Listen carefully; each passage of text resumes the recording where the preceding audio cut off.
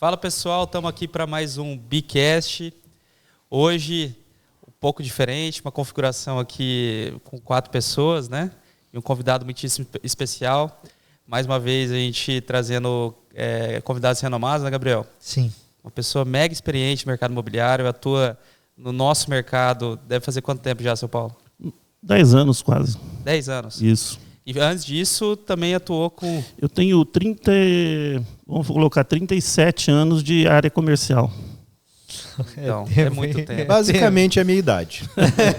E junto aqui temos o Yuri Jacob e o São Paulo Jacob, que é pai do Yuri, né? E teve aí a boa vontade de enfrentar uma mesa aqui com a gente e falar um pouquinho da sua experiência, do que você construiu até então na sua carreira, né, São Paulo.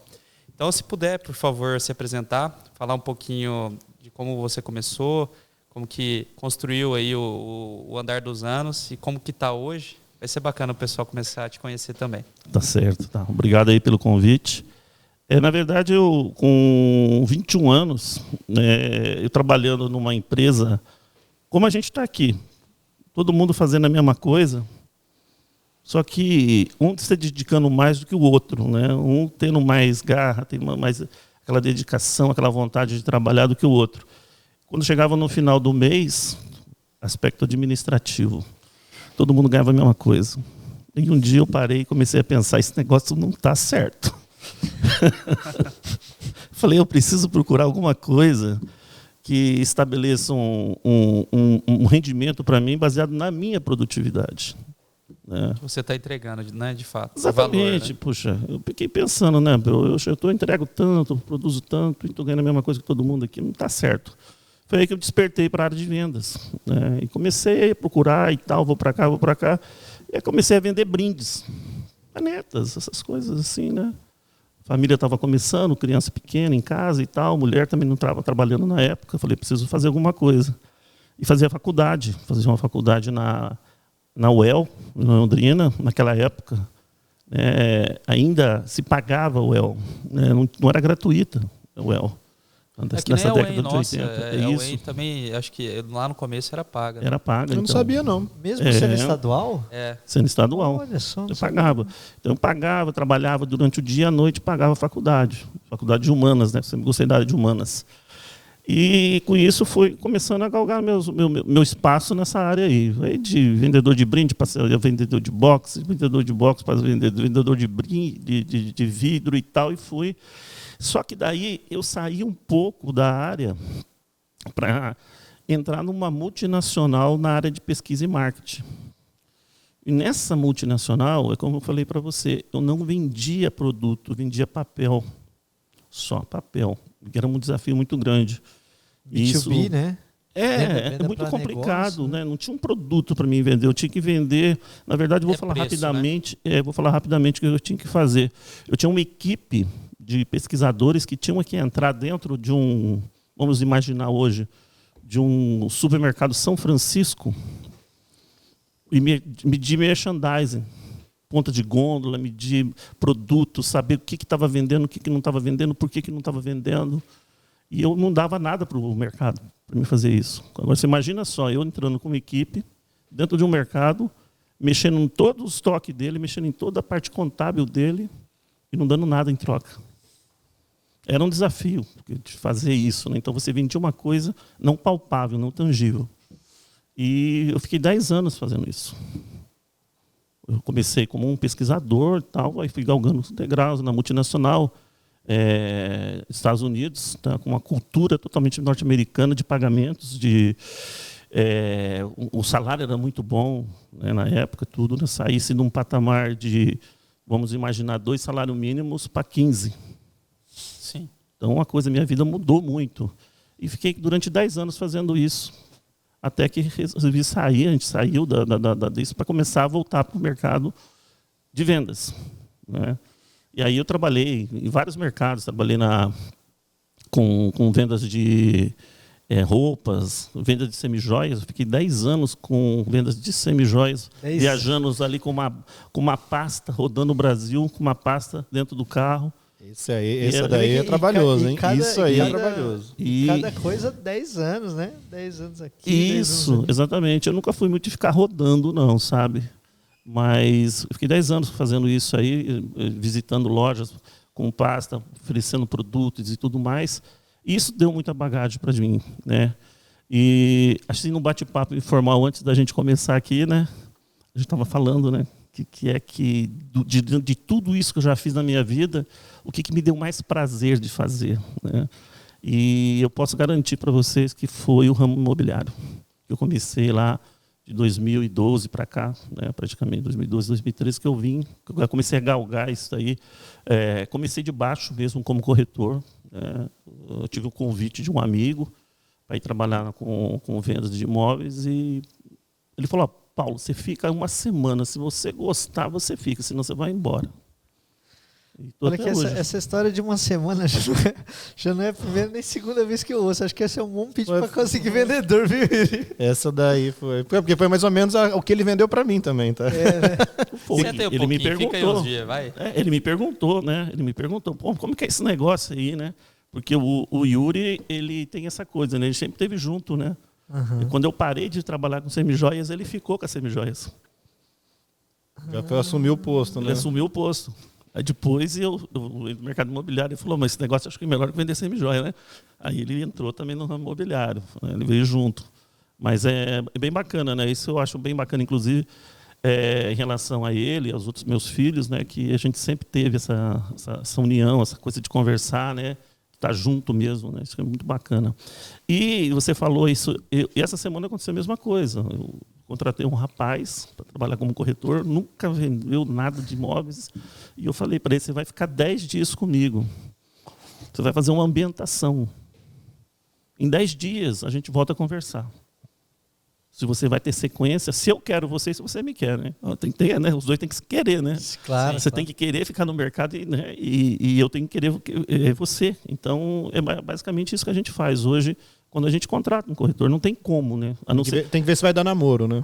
Se vai dar namoro, se vai dar noivado e casamento também, né? Porque senão não funciona. E até interessante que você falou de ciclos de 10 anos, né? Agora você está completando um ciclo de 10 anos no mercado imobiliário. Sim.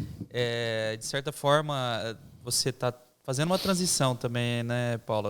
Vamos dizer, até então você começou como corretor, daí foi evoluindo na carreira ali, conseguindo outros desafios, vamos dizer assim, né? E hoje você comentou com a gente agora há pouco que se considera um gestor de pessoas, né? Não seria nenhum gestor... É um gestor de vendas, mas voltado a pessoas, né? Sim. E vou dizer, é mais uma transição. Embora seja no mercado imobiliário, né? Tá fazendo mais um ciclo aí na sua vida profissional. Como que você está enxergando esse desafio agora? Treinar pessoas, não é de hoje, faz algum tempo já que você faz isso, né? Mas... quais são os desafios nessa envoltória, assim? Olha, quando eu comecei como corretor, eu tive esse convite da antiga empresa que eu trabalhava na época para mim fazer um trabalho de desenvolvimento, porque era uma coisa natural minha como corretor. Então, todo o corretor que entrava na equipe, a gente acabava se aproximando, eu sempre tentando ajudar em termos de competências técnicas, comportamentais e tal. E eles perceberam isso e me fizeram esse convite para mim trabalhar com essa função dentro da empresa, né? E aí eu fiquei um tempo lá fazendo isso durante alguns anos. E isso me deu muito prazer, porque é muito gostoso você poder participar da mudança de vida das pessoas, né? Vender um imóvel é gostoso, porque você está vendendo, como eu estava comentando, né? E trazer dignidade para a família, né? Principalmente eu, que trabalhei basicamente todo o tempo com Casa Verde e Amarela, e esse pessoal, eu vi até um comentário hoje, inclusive aqui, né? Puxa, um cara não vai pegar 1 milhão e vai investir em qualquer coisa, porque tem que ter, né, aquela coisa da segurança, da credibilidade, onde ele vai colocar o dinheiro dele. Agora, você imagina um cara assalariado pegar e colocar o dinheirinho dele ali no imóvel, em qualquer lugar também, né? Então, e proporcionalmente é a mesma coisa. Então, ou até mais difícil, mais cuidadosa tem que ser. Ele não pode errar. Ele não pode errar. Ele não pode errar, né? Se ele errar. E aí vem aquela coisa, né? Poxa vida, eu queria treinar os meus corretores para ter essa sensibilidade de não fazer uma venda qualquer, de fazer uma venda que a gente chama de venda saudável, de trazer realmente, né, o sonho para aquela pessoa, não um pesadelo. Esse ponto é um ponto muito legal que eu perguntei no início, né?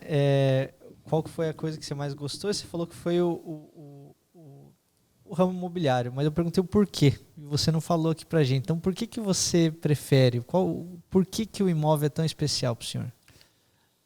Porque ele é importante para aquela pessoa que está na minha frente. Se é importante para ele, tem que ser importante para mim. Não é só venda. Não é a venda em si. A venda em si, a gente ouve várias pessoas falarem, né, que estão no mercado imobiliário, que também têm grande expertise nessa área. A venda é uma consequência, né, de um trabalho muito bem feito em relação àquela pessoa que está na tua frente, que está pedindo socorro para você. Poxa, me ajuda que eu preciso comprar um imóvel. Né?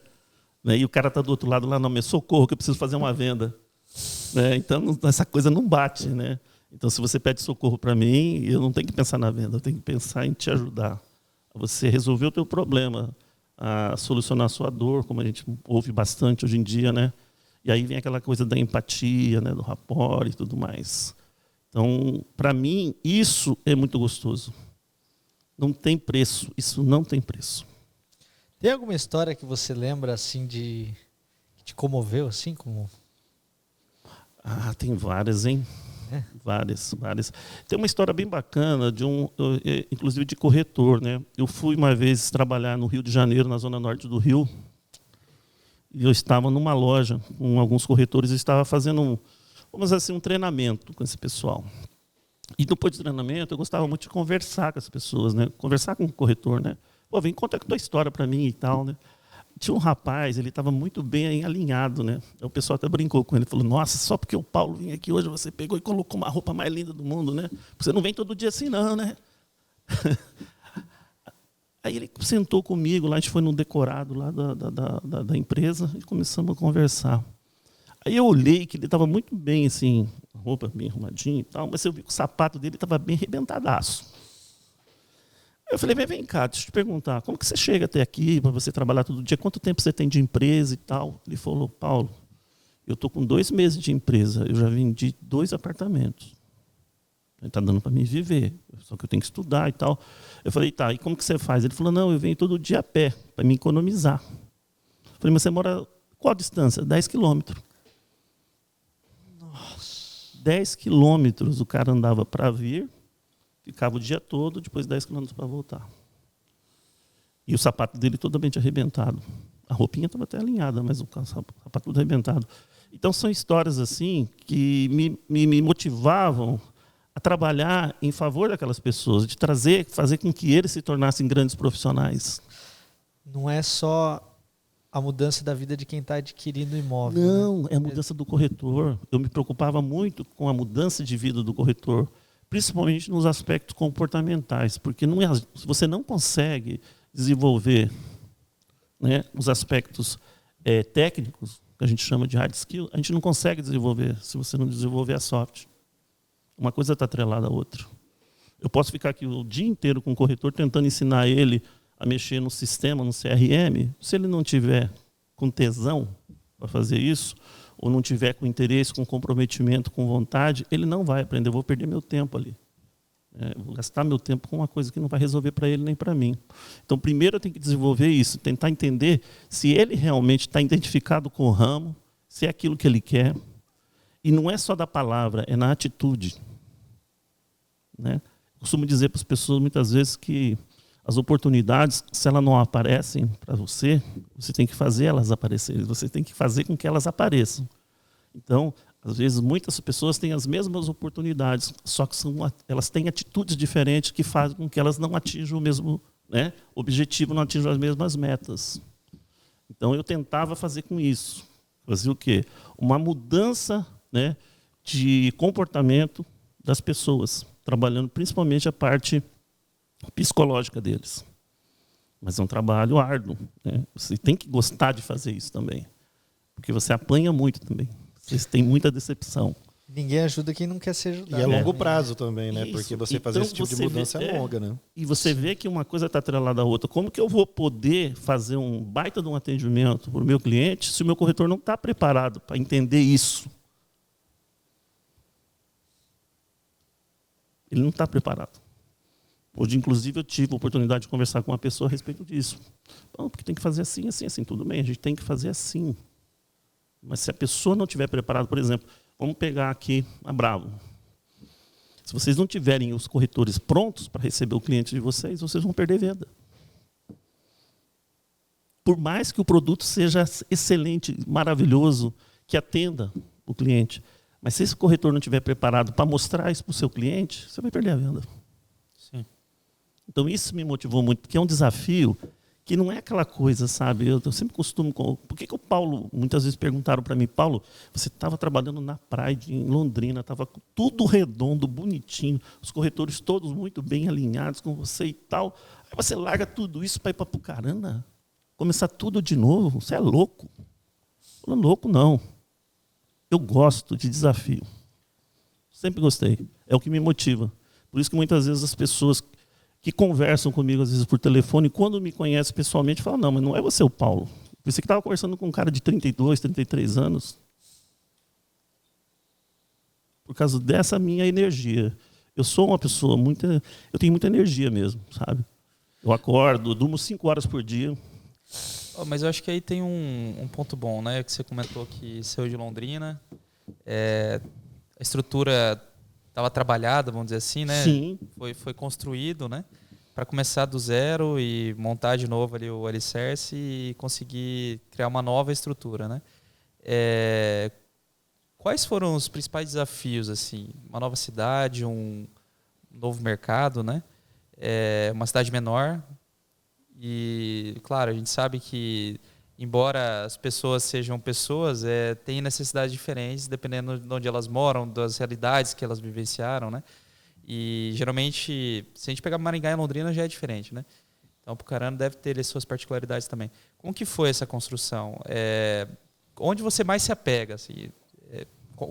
Como que você olha para o Gabriel? Gabriel, você que vai vir vender comigo aqui, vou te dar uma chance. Qual que é o Como feeling, que acontece né? isso? Em termos de equipe, eu trouxe de Londrina 2 pessoas que queriam trabalhar comigo, vieram comigo, e eu contratei mais 2 pessoas que já tinham trabalhado comigo. Entendi. Que estavam em outros lugares. E estavam em outros lugares. Então, praticamente, eu peguei uma pessoa só que eu não conhecia.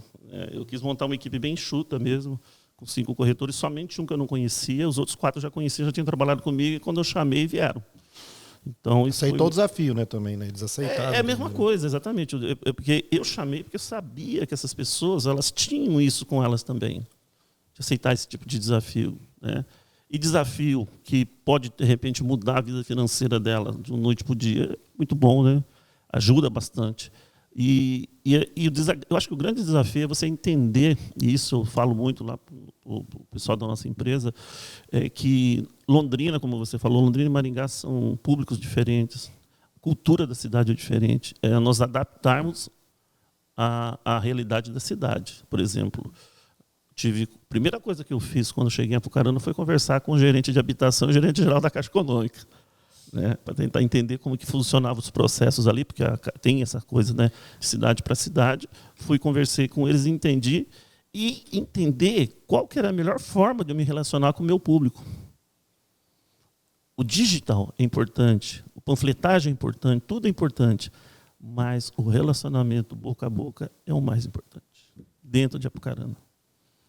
Então, eu não podia perder oportunidade de venda, de fazer trabalhar o brand da minha empresa para o meu cliente, né? Ele sair com aquela experiência de compra, né? Sair com uma grande experiência de compra, com satisfação, para ele poder sair nas rodas de amigos, nos aniversários, nos churrascos, de estarem falando bem da minha empresa. Essa é o melhor meio de divulgação. Eu entendi que ali era assim. Então, para mim, já me ajudou bastante no meu lançamento. Legal. E, é claro, fazer essa pesquisa... foi uma pesquisa, né? Ia conversar com o pessoal da Caixa, conversar também com as imobiliárias e tudo mais. Que a gente não pode, não é só ir conversar. Você tem que ir para as reuniões ou para as conversas, sabendo o que você quer tirar daquilo, né? Qual que, assim, você ia mais... Eu estou entendendo que você ia mais para o lado de pessoas mesmo, né? Entender o que estava te esperando ali, o tipo de cliente que você poderia esperar, ou ainda Quais conversas que talvez bateriam ali com o pessoal? Qual que foi assim a principal característica que você buscou? Assim, quando você falou assim, não, vou lá conversar na imobiliária. O que você foi buscar? Você foi buscar preço de imóvel ou foi buscar assim, como que esse pessoal aqui se comporta? Exatamente, como que eles se comportam. Inclusive, teve uma coisa assim, bem bacana, que veio uma imobiliária ou duas lá de Londrina também trabalhar com a gente. Então, as imobiliárias, por exemplo, de cidade pequena como Apucarana, eles não estão focados em lançamento, que é o meu caso. O foco deles às vezes, terceiro, locação. Quer dizer, eles não têm uma velocidade que o lançamento necessita. Então, é tentar mostrar para eles também que, como parceiro, o que eu poderia oferecer para eles, o que eles poderiam oferecer para mim. Eu vejo uma troca, né? E eu tive, inclusive, um feedback bem bacana de um dos parceiros lá, que falaram que tudo isso aconteceu porque a gente sempre trabalhou se comunicando muito, conversando muito, para tentar entender o que cada um espera do outro. Eu acho que isso é bem bacana. Eu consegui fazer isso. Ter o respeito das pessoas em relação à minha marca e à minha pessoa. Sim. Entendeu? De mostrar ética, porque, por exemplo, os leads numa cidade como Apucarana se misturam. Muitas vezes os leads caíam para a minha equipe de house, o mesmo lead que caía para uma imobiliária. E aí eu tinha que criar um critério para a gente poder identificar quem que ficaria aquele lead. Então, desde o começo também mostrei como seria e cumpri com todo o processo dessa forma. Tive muitos problemas, mas sempre utilizando a definição da regra que a gente estipulou no começo. Quer dizer, eu acho que isso é importante em todos os sentidos. Quem é o Evandro? Quem é o Yuri? Quem somos nós? As pessoas olharem e saber quem é você. Você se mostrar. Mostrar para as pessoas quem você é. Eu acho que isso, cara, não tem preço. É muito importante, porque se ele não acreditar na tua palavra e ele vê que faz curva, né, vamos dizer assim, o que você fez? Você levou uma nova perspectiva para eles na questão do lançamento. Ó, não existe só esse mundo aqui, tem esse outro mundo e tal. Se o cara não acreditar em você, falar, você não é de Londrina aqui para vir querer me ensinar a fazer alguma coisa, ele tem que acreditar em você, ele tem que ter esse relacionamento, né, vamos dizer assim. E se você não cumpre com isso, os caras simplesmente iam olhar para você e falar, não acredito em você. Né? Você está falando para mim é balela. Né? E além da confiança do cliente, né, tem a confiança da equipe. Você falou que você foi para Apucarana, 4 das pessoas você já tinha trabalhado. Né? 2 que já trabalhavam e 2 que já tinham trabalhado no passado. Isso é muito importante, sem dúvida nenhuma. Até assim, eu tive uma época que eu visitei muito Paranavaí para tentar fazer um empreendimento por lá, né? E eu acho que assim, o que mais me intrigava era a parte comercial, né? A parte de venda. Porque a gente ia nas imobiliárias e era muito isso que você falou, assim, o pessoal não era preparado para lançamento, né? O pessoal era muito preparado para ter a rotina ali normal, vamos dizer, não tem sazonalidade, assim, é sempre aquela mesma batida, né? Daí eu falava, quanto vocês acham que vão vender no lançamento aqui? Acho que umas 3 unidades. Eu somava todos assim, dava umas 16, e era 160 unidades de empreendimento. Meu Deus do céu. Vixe, ele está falando que vai vender 3, é perigoso vender umas 2, uma. Né? Daí eu comecei a ver que assim, tem o desafio de incorporar uma cidade que não tem um mercado já formado, né? Eu confesso que eu não sei exatamente como é que é Apucarana, mas pelo que você relatou agora, parece que não tem já um mercado formado para lançamento imobiliário, né? Tem esse desafio gigantesco, que é a adaptabilidade cultural mesmo das pessoas, né? E daí, assim, das pessoas que vão trabalhar contigo e das pessoas que vão comprar os imóveis. Porque não tem aquele marketing todo, lançamento, oportunidade exclusiva, não sei o que tal. E quando você começa essa comoção e tudo mais, devem surgir N contratempos e N situações que sempre são novidades, né? Sim. E como que foi lá essa construção aí? Sendo uma cidade muito, muito diferente de Londrina nesse sentido, né? O que me ajudou bastante, inclusive, nesse lançamento, foi o fato de ser um local escolhido pela empresa. A empresa escolheu um local certo, né? Primeira coisa. um lugar muito querido da cidade. A cidade gosta muito desse local. Localização. Localização, né? As pessoas que moram em torno desse lançamento, desse produto, elas não querem sair de ali. Então, uma coisa assim, né? É um mercado Casa Verde e Amarela. Então, os pais moram lá, os filhos querem ficar lá, os netos querem ficar lá. E você lança dentro de uma região um produto totalmente diferenciado dentro da cidade. A cidade nunca tinha visto um produto igual. Foi muito bem elaborado, inclusive. Eu sempre falo que não é só equipe comercial, aí entra a equipe de marketing, equipe de projetos, né? De incorporação. Hoje mesmo eu estava conversando com o incorporador em Apucarana sobre os novos projetos, né? Então é toda uma equipe trabalhando junto da mesma forma, é todo mundo conectado. Isso que é muito bacana. Isso ajuda muito, facilita muito. E a cidade em si, quando eu cheguei em junho para lançar esse produto, era a coisa mais badalada na cidade, era o nosso produto. Porque nós fizemos um trabalho de 1 mês ou 2 meses forte de marketing nas rádios, outdoors e tudo mais. Então, quando a gente chegou, a gente se sentiu abraçado pela cidade. Pô, vocês vieram aqui resolver nosso problema, tipo assim, sabe? Nós temos um problema e vocês chegaram para resolver nosso problema. Então, isso foi muito bacana. Né? Muito, muito, muito bom. E eu tenho até fila de espera já para o próximo lançamento. A consequência é um trabalho bem feito, né? Exatamente. Isso é prazeroso demais, muito gostoso. A gente comentou um pouco lá. É um sacrifício para mim, porque a minha vida toda eu fiquei fora de Londrina um bom tempo da minha vida, viajando pelo Brasil, viajando aí, voltando para casa a cada 15, 20 dias. E a mulher chega para mim e fala assim, pô, agora você vai parar de fazer isso, né? Aí eu venho para Londrina, eu fico 6, 7 meses e vou para Apucarana. Tudo bem que é 50 quilômetros, né? Mas não é a mesma coisa. Você vai e volta todo dia. Então, eu até cheguei a alugar uma casa agora, mas eu vou voltar a essa minha vida de voltar para Londrina todo dia, porque por causa da família, né? Ficar mais próximo, né? É mais próximo. Para mim é mais cômodo. Eu falei para você de novo. Sacrifício, né? O prazer é maior do que o sacrifício. Sim. Isso é um cálculo. Eu gosto muito de matemática, viu?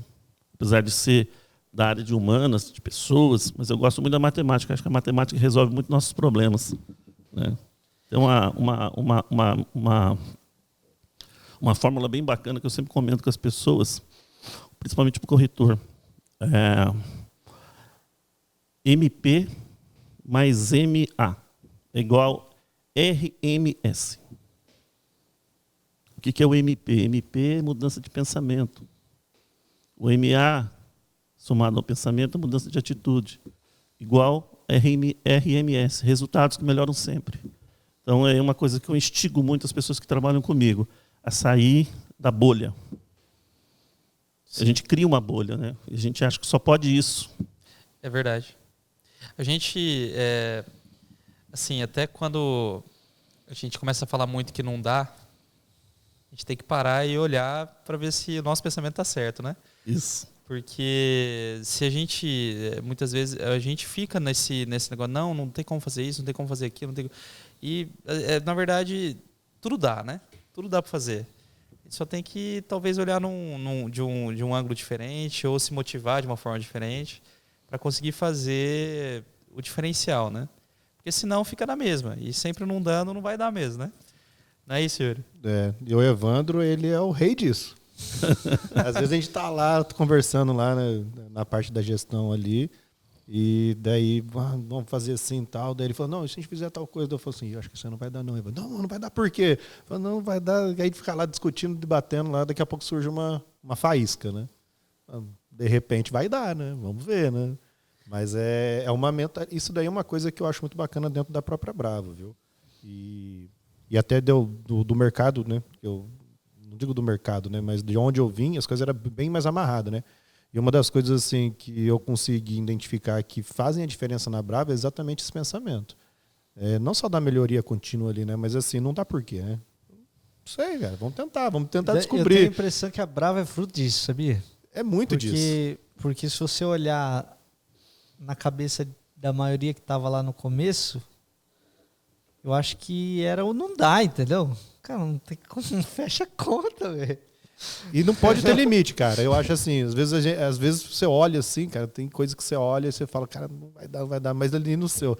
Aí, não, mas vamos tentar e, pô, olha aí, olha o resultado, né? Vamos dizer assim. Se você olhar para trás aí e falar assim, vamos vender 70% desse empreendimento em um mês. A primeira coisa que eu falei quando eu chegava, não vai dar, 70% não vai dar. Mas deu e falar para você que podia ter feito mais, é que a gente tirou o pé. Sim. Não, mas eu acho que é muito... vamos ver se o Paulo concorda comigo nessa, né? Mas é muito, assim, a limitação que a gente mesmo coloca, né? Então, vamos lá, o Gabriel falou, né? Lá no começo, devia olhar lá e tal. Muitas vezes não ia dar mesmo, sabe? Muitas vezes. Se a gente continuasse o mesmo pensamento, sabe? Então, um vem e fala, não dá. O outro vem e fala, não dá. Fala assim, não, tem que dar. Eu não desisti. Tem que achar um jeito de dar. Só não dá se eu desistir, né? Daí é aquele negócio, até outro dia um entrevistado nosso falou, né? Daí não é mais um problema, é um dilema, daí ninguém mais consegue resolver. Verdade. Enquanto é problema, a gente tem que pensar um jeito de fazer dar, né? Então, acho que isso é muito verdade. E a gente trabalhar isso nas pessoas vamos dizer, muitas vezes é dar murro em ponto de faca, porque é muito tirar da zona de conforto, né? Sim. E daí, assim, tudo é muito... As respostas matemáticas, muitas vezes, né? São muito mais fáceis. Não, 1 mais 1 é 2. Não tem como ser 2,5. Só que daí vem lá um doido e fica falando, não, tem que dar 2,5, tem que dar 2,5, tem que dar um jeito de dar 2,5, né? E acho que esse é o trabalho que eu estou entendendo que você veio fazendo também, né? De tentar criar valor. Não é só pegar o que estava sendo feito e levar para lá. Não. É tirar da cartola mesmo, coisas novas e diferentes para conseguir conduzir um trabalho de excelência, né? Inclusive isso, eu sempre falo para eles, tudo que eu faço no desenvolvimento para o corretor, eu acredito que, de uma certa forma, com uma certa adaptação, ele consegue fazer com o cliente. Tentar entender o porquê que ele está aqui agora, o que trouxe ele aqui agora. Alguma coisa trouxe. Por que você está aqui como corretor? O que fez você chegar a esse ponto de virar corretor? Porque às vezes a gente não é só você pegar um corretor novo e você colocar ele no mercado, treinar e desenvolver ele e jogar ele ali. Existe o grande desafio de você pegar alguns corretores que já estão no mercado e você também fazer essa guinada de pensamento para que eles possam se tornar mais produtivos também. Porque aquele cara que vive na zona de conforto, como você comentou. Né? Então, é um trabalho muito, muito de quebrar crenças limitantes. As pessoas trazem isso do berço. Né? Crenças limitantes. A Bravo hoje é o sucesso que é porque alguém um dia acreditou. E precisa de pessoas que desafiem você. Com certeza. Que não vai dar certo. Você fica mais instigado. Não, agora que vai dar certo, que eu vou para cima. Né? Então, pessoas que pensam diferentes, né? Não pessoas que pensam igual. Porque a pessoa que pensa igual a você não vai somar nunca, porque ela sempre vai concordar com você. O bom é quando você pega alguém que discorda. Né? E, no final das contas, sempre sai alguma coisa. Sempre sai algum ponto positivo. É aquela mentalidade antifrágil, né? Que parece que quando alguém fala que não dá, parece que aí que você arranja força para conseguir dar, né? Mas tem muitas mentalidades nesse sentido, assim, por exemplo, porque tem gente que não consegue evoluir porque não consegue discordar. Ou só, tipo, como que eu vou dizer assim? Você chega e você não concorda com ela. Aí ela olha e fala assim, nossa, eu não presto, ele não concorda comigo, sabe? Não consegue identificar ali. Principalmente, assim, é que você falou, né? O frágil, né? O ego atrapalha muitas vezes. Porque eu tenho uma visão, você tem outra, vamos lá, vamos debater, tal, daqui a pouco, cara, vamos trabalhar. Eu já tive muita dificuldade disso com um corretor. Às vezes você ir lá e dar um feedback para ele de alguma coisa e o cara desanimar, falar, nossa, cara, não, beleza. Eu falo, não, mas não é para desanimar, não, só estou te dando um outro ponto, uma outra visão. E isso aí é muito importante, esse trabalho de gestão. De pessoas. E tem gente que você também tem que saber identificar até onde ela vai ali. Tipo assim, se você apertá-la demais ali naquele momento, ela tem um futuro brilhante. Aí você vai apertar demais. Opa, aqui eu vou ter que dar uma segurada. Espera um pouquinho. Aí depois você vai, coloca, vai apertando daqui, perto dali. Gestão de pessoas é uma coisa muito importante. E até uma coisa que eu gosto muito de fazer dentro das minhas equipes é essa parte. Aprendi muito com ele, inclusive.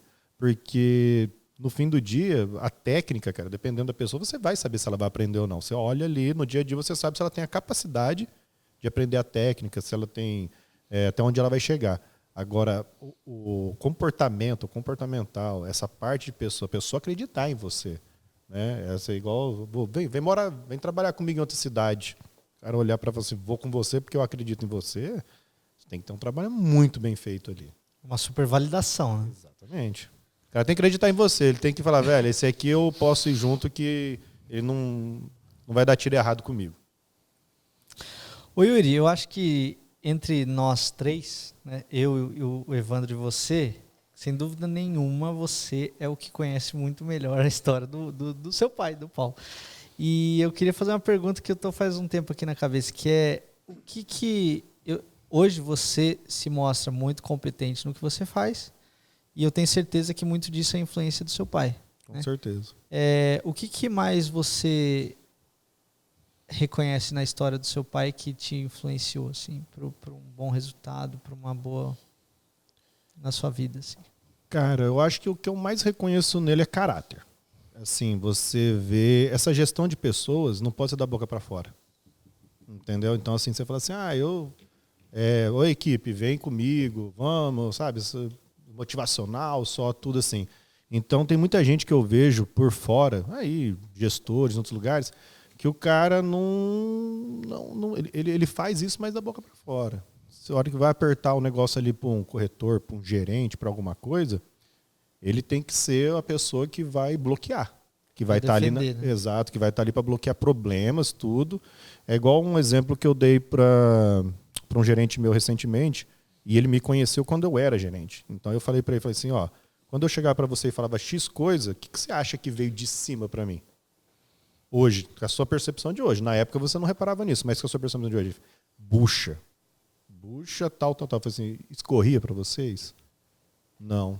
Falei, por quê? Porque eu defendia e eu passava para vocês o que vocês precisavam saber.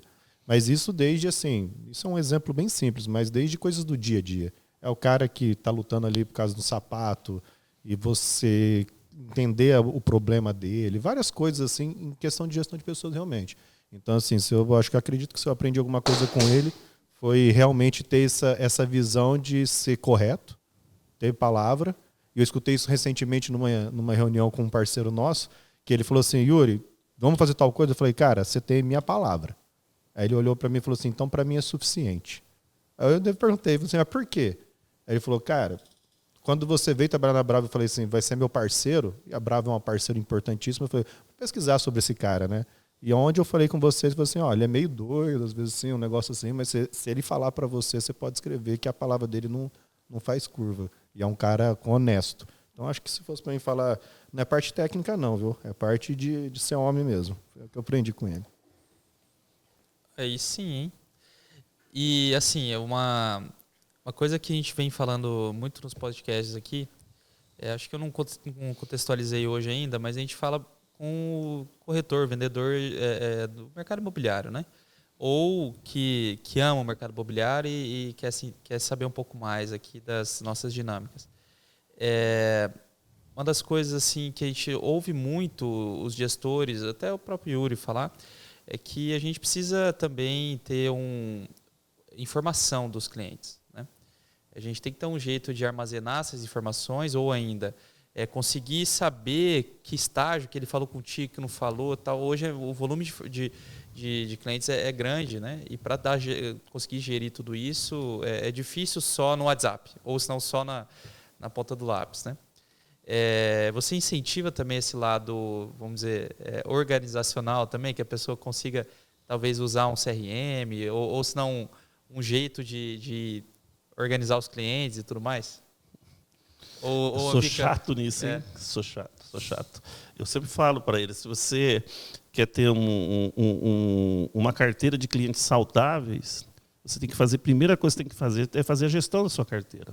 Saber onde está teu cliente e aquilo que eu vi, acho que o Thales falando também, né? Em qual momento de compra o seu cliente está. Às vezes o cliente não está no momento de compra hoje, mas ele pode estar no momento de compra daqui a 6 meses, 1 ano. E eu preciso acompanhar esses momentos com o cliente, junto com ele, como parceiro. Não como vendedor, como corretor, né? Mas como um assessor ali, ajudando ele, de repente, até definir no futuro onde investir o dinheiro dele. Quer dizer, eu acho que isso passa também, e eu cobro muito dos corretores fazerem isso. Desde mesmo no nosso mercado, né, que é um mercado mais nicho popular,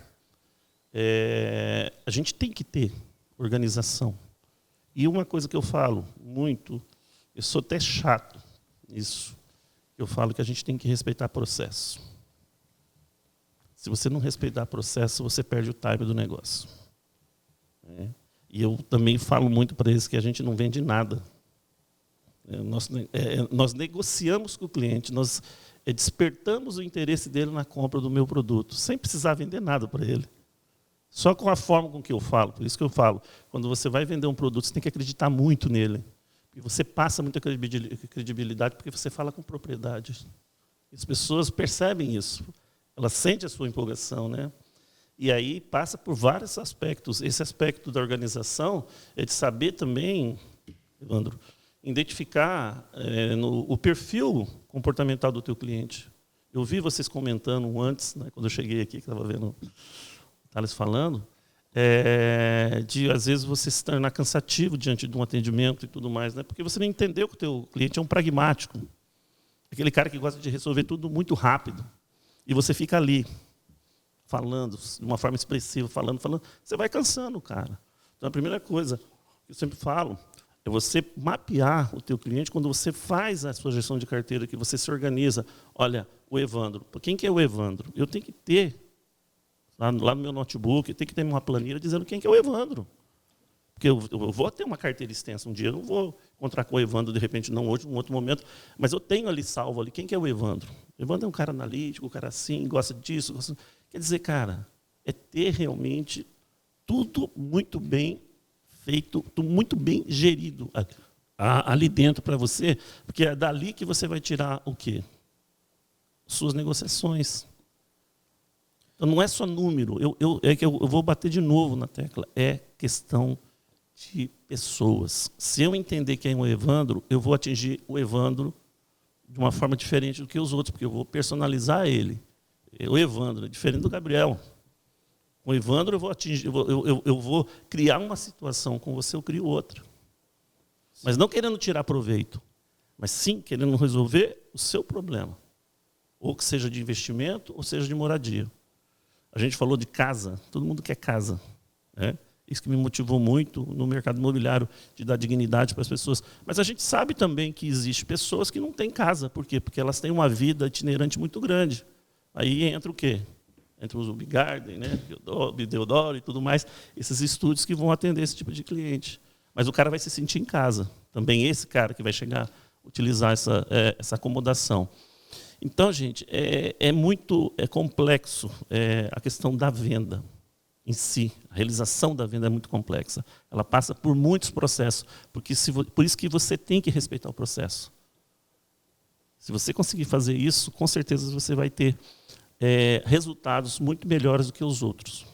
O mercado imobiliário, eu posso falar para vocês que eu conheço bastante aqui, conheço São Paulo, Rio de Janeiro e tudo mais, ele é muito carente de grandes profissionais. Porque as pessoas são muito mal preparadas para atender o público. Ele acha que é só sentar, pegar um book, uma mesa e conversar com a pessoa e tentar enfiar pela goela dela um produto. Não é assim. Isso é a falta de respeito com aquela pessoa que está do outro lado da mesa. Então, quando o corretor começar a pensar diferente, ele vai começar a ter resultados diferentes. Você não está vendendo um imóvel, né? Você está vendendo para o Paulo, para o Gabriel, né? Isso. E daí isso... Até o processo da venda passa a ser bem mais prazeroso, né? Muito gostoso. Muito gostoso, porque você vê que o cliente saiu dali satisfeito. Com aquela experiência que a gente falou, né? Que é aquela experiência positiva. Esse cara vai sair dali, esse cara vai ser um cara que vai te indicar, vai indicar a tua marca. Porque ele teve uma grande experiência. Ele sentiu e que você não viu como uma pessoa qualquer. Né? E aí eu passo até aquela questão, né, que eu sempre falo, quando você vai falar com o teu cliente, você tem que falar ele pelo nome dele. Chamar ele pelo nome dele. Não senhor, você e tal. Fala o nome do cara, para ele se sentir acolhido. Sim. Pertencente. Isso, isso daí foi que você falou, que você comentou do Thales, que a gente fez com ele recentemente, ele foi a questão do valor, né? Na época que eu comecei a trabalhar com isso, eu vinha de um outro mercado de vendas, né? Só que eu sempre fui um cara que eu gostava de conversar. Então, assim, vendedor não era que era vendedor, eu gostava de conversar, beleza. E aí, quando eu ia conversar com a pessoa, eu queria levantar certos pontos. Então, tem um CRM normal. Cara, mas o CRM, ele é um controle onde você vai ter algumas informações do seu cliente, mas ele normalmente ele não te dá aquela informação mais precisa. Aí eu acho que eu devo ter esse Excel salvo em algum lugar até hoje. Eu tinha todos os clientes que eu conversava, separado por empreendimento, data de nascimento lá, por causa do aniversário dele, se tinha filho, se não tinha, era absurdo o negócio. Às vezes eu mostrava os caras e falavam, velho, olha, isso aqui vale uma mina de ouro, né? Que é tanta gente que tem aqui de leads.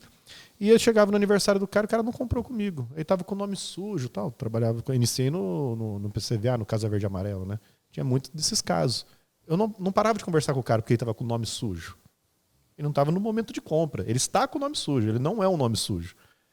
E eu tenho um caso de bem assim, que é bem claro na minha cabeça. Eu demorei 1 ano e meio para vender para uma pessoa. Mas nesse 1 ano e meio, eu conversava com ela como se fosse uma amiga. Era uma professora. E ela estava com o nome sujo. E ela falou, não consigo comprar agora. Eu tava, não, tranquilo. Aí um dia eu vi alguma coisa, ela chegou na época dos aniversários dela, mandou, parabéns, tal, não sei o quê. Ela, nossa, obrigado, você lembrou, tal. Aí chegou lá no dia do professor, eu mandei um negocinho lá para ela também. Aí eu, bacana, tal. Aí, vira e mexe, eu mandava algumas coisas para ela, só li e não respondia. Passou 1 ano e meio, eu vi uma mensagem, oi Yuri, tudo bem, tudo bem. Eu quero comprar meu apartamento, tá tudo regularizado e tal. Quando que a gente pode conversar? Cara, 1 ano e meio. Ela veio, sentou e comprou comigo. Aí eu falei, nossa, que bacana que você lembrou. Ela falou assim, eu nunca que eu ia comprar com outra pessoa. Jamais. Mas por quê? Porque eu gerei valor na vida dela, que ela viu que eu não era só assim. E realmente, eu mandava... Lógico que eu queria vender. Mas isso mostrou para ela que eu era uma pessoa diferente dos outros. E aí, nisso, eu vendi pro filho dela. Eu vendi para parente. Eu tenho certeza que deve ter sido só dela ali umas 5 vendas. E de assim, você quer falar com alguém? Não, fala com o Yuri. Ele é assim, ele é assado, tal. As pessoas têm uma confusão com esse ato da venda, né? Isso é uma coisa chata.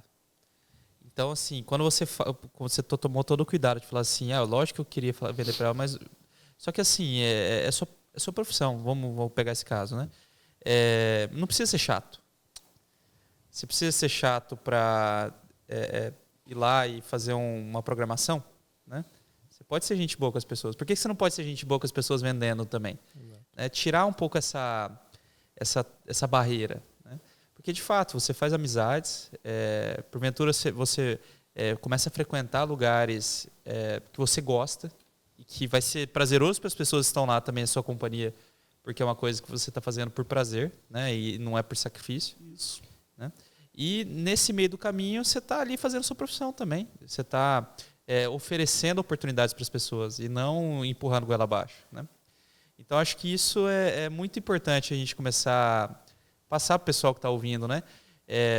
Começar a tangibilizar que a venda, de fato, é um facilitador e não uma imposição. É um facilitador de colocar a pessoa em contato com uma necessidade, colocar a pessoa em contato com uma oportunidade, né? E prestar um serviço, de fato, não é vender o produto, mas sim vender para a pessoa, para o cliente, né? E isso começa a converter, e assim, daí ter um bom CRM, voltando ao assunto, né?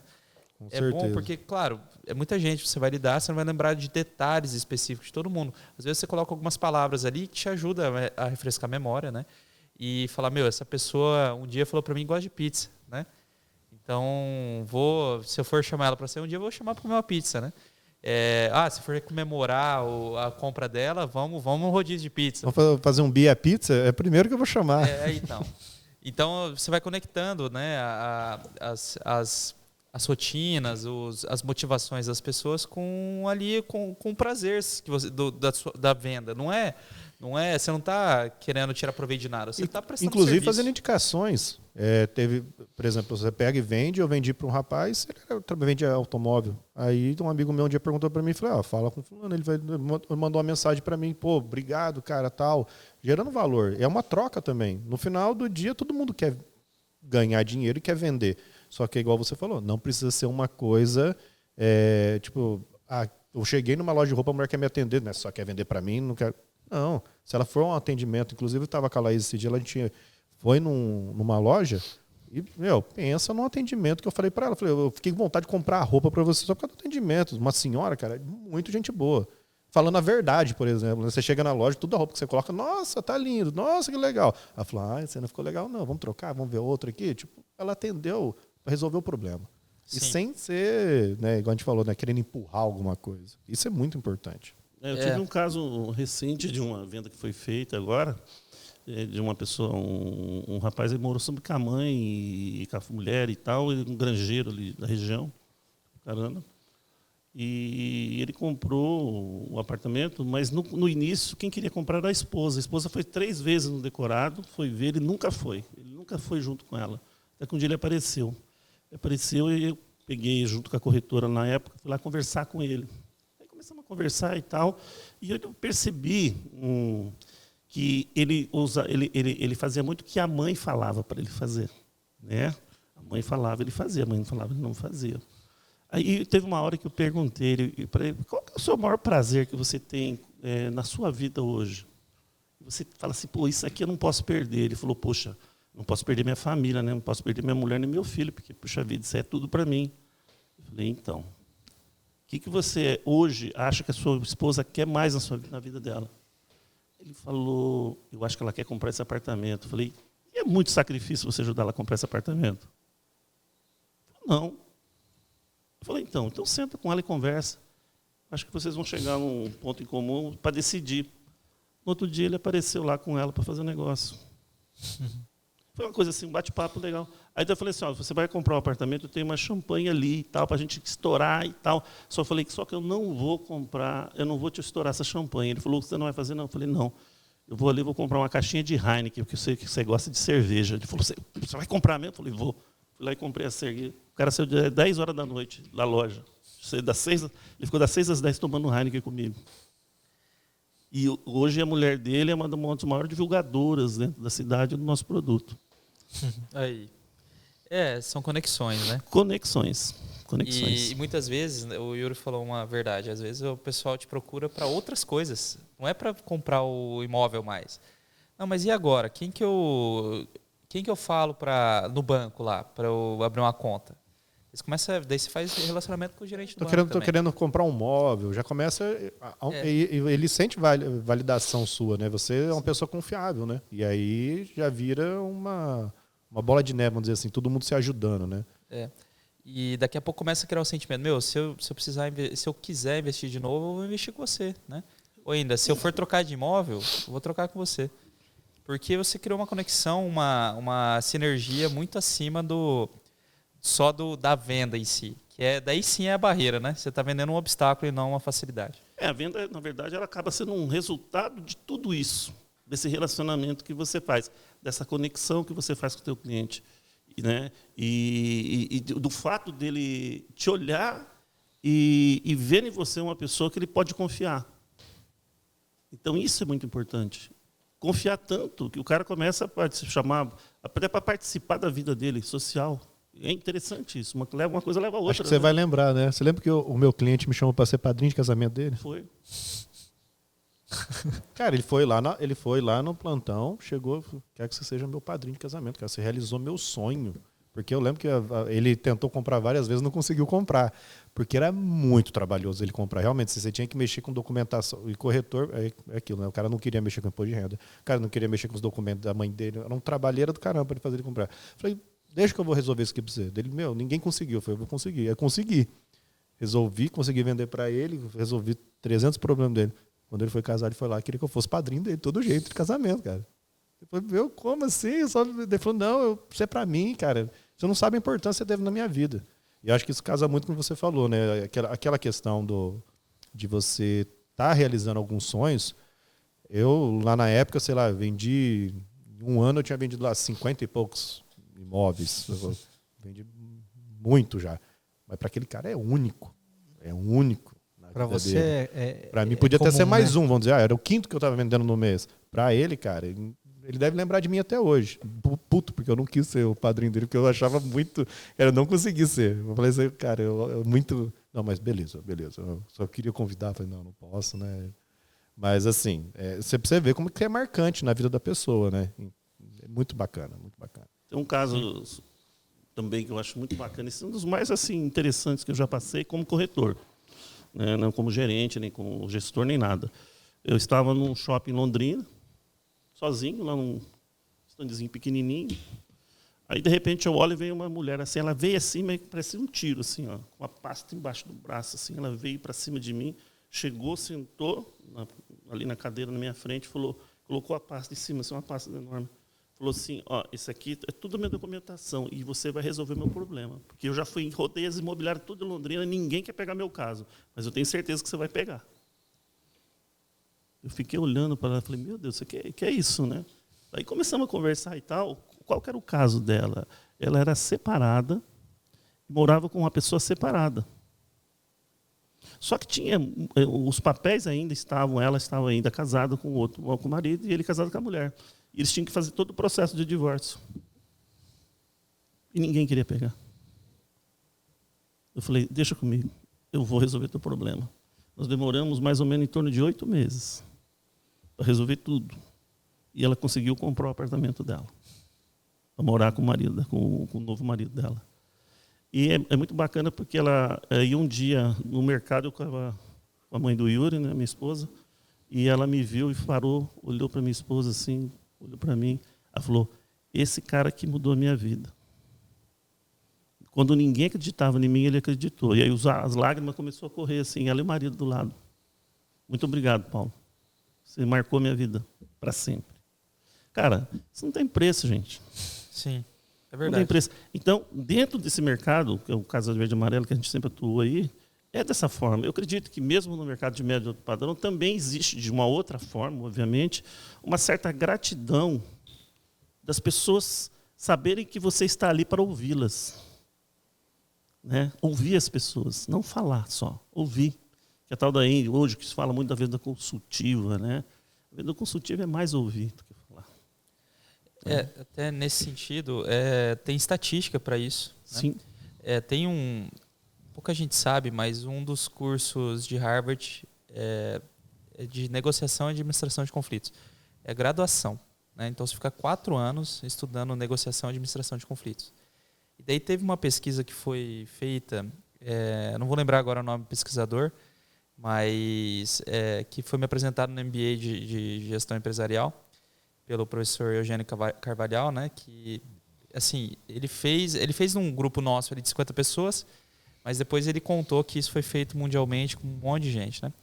E pediu para as pessoas colocarem dentre lá 50 e poucas características quais as 5 principais que elas gostariam, né, de uma negociação de receber, né? E em primeiro lugar é escuta. E daí ali naquele grupo nosso, 50 pessoas, ficou em primeiro lugar escuta, né? E daí as outras 4 não me marcaram tanto, mas assim, nenhuma delas era conta do produto, fala, tudo era essa parte de uma venda consultiva, né? Você mais ouvir, mais sentir, de fato, a pessoa do que vender o produto. Né? E nisso ele apresentou da pesquisa mundial que foi feita e deu também, em primeiro lugar, escuta. Então, quando a gente vai vender alguma coisa, a gente tem que tomar muito cuidado com isso. Né? Se a gente chega e começa a despejar produto, mesmo que a localização seja ótima, né, Yuri? Muitas vezes não é o que a pessoa quer ouvir, né? Às vezes o que ela quer ouvir é que vai ter um parquinho para o filho dela. Ou, porventura, que ela vai ter um lugar para andar com o cachorrinho dela. Né? E não quer saber se tem fogão, indução ou uma piscina no terraço dela. Às vezes, para ela não faz diferença nenhuma isso. Né? Então, acho que esse tipo de conclusão é muito importante, né, São Paulo? Acho que a gente tem que começar a sentir mais as pessoas. O nosso mundo, embora a gente tenha tentado padronizar a venda, lógico que tem estatística para muita coisa, lógico que tem processo para muita coisa, né? Só que se a gente tentar lidar com todos os clientes iguais, não vai dar certo.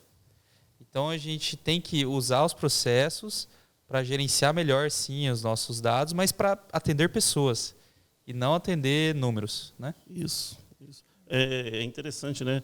Eu sempre comento com as pessoas que trabalham comigo que quando você está diante do cliente, você tem que entender quem é aquela pessoa que está do outro lado. Às vezes nem ela se entende. Nem ela sabe por que ela está ali. Acontece. E aí entra aquele questionamento, né? Você está aqui hoje, Gabriel, por quê? O que te trouxe até aqui? O que te motiva a você estar comprando o produto que você, pelo menos eu entendo que você esteja procurando? O que te motiva? É tentar racionalizar com ele, fazer um raciocínio, racionalizar com ele, e não raciocinar por ele. Fazer com que ele raciocine. Foi o que eu fiz com esse cliente que eu comentei. O que te dá mais prazer hoje? Minha família. Às vezes ele nem enxerga uma coisa tão clara para ele. Ele nem enxerga, porque a mãe não deixa ele enxergar. Você entendeu? E você tem esse papel. Por isso que eu falo que todo bom corretor, bom vendedor, ele tem que ser meio psicólogo mesmo. Entendeu? Tem que ser. Você tem que trabalhar a mente da pessoa. Não para se aproveitar disso, mas fazer com que ela entenda realmente que é aquilo ali que ela quer mesmo ou não. Porque se for, eu estou junto contigo. Eu vou te ajudar nessa batalha, nessa luta, né, de aquisição. Se não for também, cara, fica amizade. Fica o nosso bate-papo aqui. Você vai embora, eu vou embora. Fica todo mundo feliz. Sim, é verdade. Muito bom. A gente está chegando no final do nosso tempo, viu? Uma pena, porque o papo dava para ir até de madrugada, né? Mas se tem alguma mensagem que você gostaria de deixar para o nosso público aí, pessoal que está ouvindo? Sim, né? Eu acho importante a gente entender. Tudo isso que a gente falou aqui tem um objetivo, né? De fazer com que os profissionais de venda hoje da corretagem de imóveis entendam que existe um ser humano do outro lado da mesa. Não é o cifrão. Existe um ser humano, e aquele ser humano ele tem expectativas, ele tem desejos. E quanto mais você entender isso, né, mais você vai poder estar ajudando essa pessoa. E para isso você tem que se preparar. Para isso você tem que sofrer bastante, se sacrificar bastante, estudar bastante, fazer cursos, né, para que seja um profissional a cada dia melhor do que você é hoje. E cada dia você vai poder entender melhor tudo isso que a gente está comentando aqui. E, no final das contas, todo mundo sai ganhando. Né? Sai ganhando quem está adquirindo, quem está vendendo, quem está construindo, e assim por diante. Então, relações humanas, com ética, com transparência, com solidariedade, eu acho que esse é o caminho das grandes vendas que vão acontecer daqui para frente. O mundo está mudando. Né? E eu costumo sempre dizer, né, que as pessoas convivem muito comigo, eu falo muito disso. O universo devolve aquilo que você projeta. Você projeta uma coisa, o universo devolve a mesma coisa. Então, a partir do momento que você olha do outro lado e vê um ser humano, vê um Gabriel, vê um Evandro, vê um Yuri, não vê só simplesmente uma venda, a coisa começa a mudar de figura e o seu sucesso, com certeza, vai ser bem maior. Sim. Muito legal. Quer falar alguma coisa também, Yuri? Não. Depois de um discurso desse, não tem nem o que difícil, falar, né? Só agradecer a participação. Lá. Tá. Não, eu já tô vendo já que a gente vai ter que chamar de novo aí para continuar o papo, né, São Paulo? Yuri, aí a gente tem muita coisa para discutir legal. E você, Gabriel? Eu vou dar os recados finais. Posso? Claro. Pessoal que está assistindo aí a gente, se você aprendeu alguma coisa, se você se inspirou, como eu acho que nós aqui, com a história do São Paulo, compartilhe esse episódio com alguém que você acha que vai fazer diferença na vida dessa pessoa. Se inscreve no canal, ativa as notificações e comenta aqui quem que você quer que a gente traga, o assunto que você quer que a gente tenha aqui no nosso podcast. E acho que é isso.